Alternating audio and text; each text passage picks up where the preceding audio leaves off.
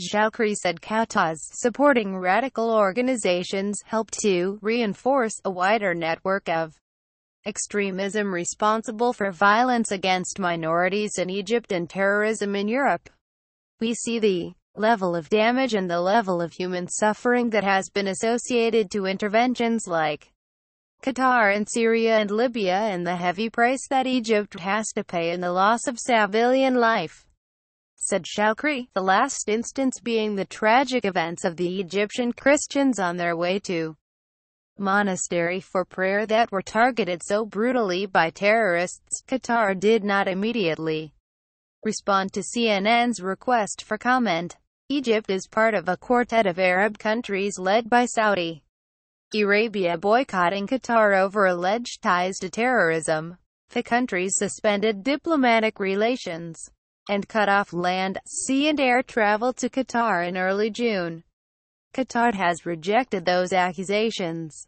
The quartet's foreign ministers met in Cairo on Wednesday evening and issued a press statement saying that the quartet's stance against the tiny Gulf state rested on 6 principles, focusing primarily on combating extremism and non-intervention.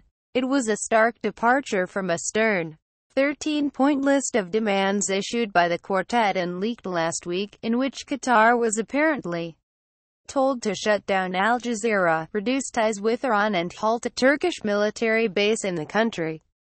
Asked if shutting down Al Jazeera continued to be a precondition by the quartet to ending the boycott, Zhoukri said, "I'm not going to comment directly on the specificities of the demands, but I will note that the Qatari government has potentially distorted many of them to try to extract sympathy or support from various organizations." The Egyptian foreign minister went on to say that media outlets in Qatar were guilty of glorifying terrorist activities against international law. In an interview with CNN's Christiana Monpour on Wednesday, Qatari Foreign Minister Sheikh Mohammed bin Abdul Rahman Al Thani dismissed the demands as against the international law. In remarks made to London-based Chatham House on Wednesday, Al Thani said the demands were tantamount to surrendering Qatar's sovereignty.